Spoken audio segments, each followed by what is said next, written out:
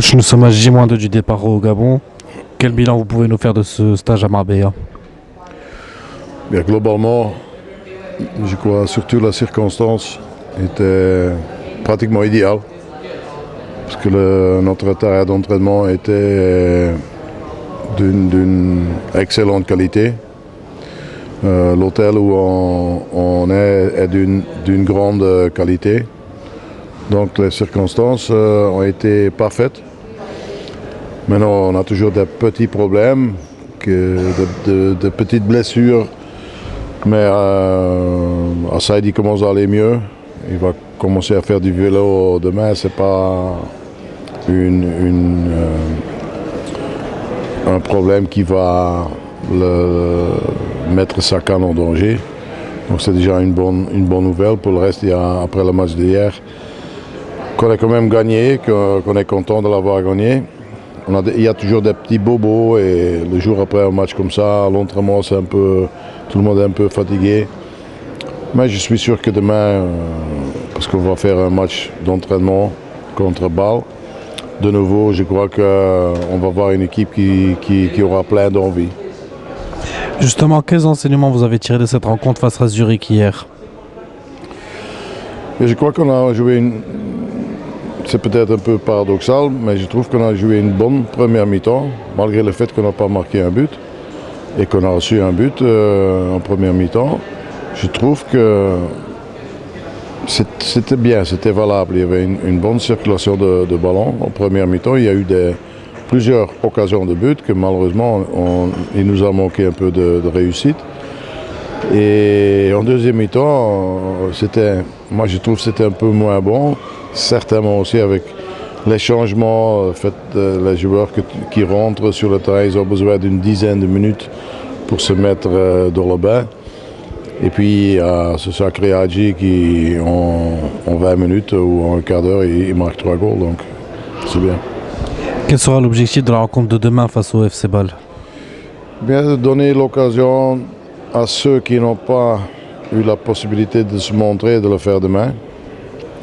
Un peu plus, évidemment, ce sera un petit match de légende de Kantari, de Kautari, qui va jouer une mi-temps tous les deux, je crois. Donc, une occasion pour les autres, pour Amsif, pour une fois se montrer, pour Mrani, qui n'a pas joué hier, et pour tous les autres qui n'ont pas eu la possibilité de montrer leur qualité. Comment vous avez trouvé votre groupe pendant tout ce stage? Et le groupe est bon, c'est un groupe qui a plein d'envie, c'est un groupe qui a une discipline, qui a une motivation, mais c'est déjà depuis plus qu'un an comme ça, donc sur ce point-là, je ne peux rien les reprocher, parce que ce sont des vrais professionnels qui se comportent comme des professionnels, et c'est pour ça que ça fait beaucoup de plaisir de travailler avec eux, évidemment. Lors de la conférence, vous avez indiqué qu'il n'était pas encore temps de penser à la Tunisie. Est-ce que vous y pensez maintenant? Bien, on a encore ce match qu'on a préparé à partir de demain, parce qu'après-demain, on va prendre l'avion. On va déjà commencer à montrer des images à partir d'après-demain. Donc, on ne va rien laisser au hasard.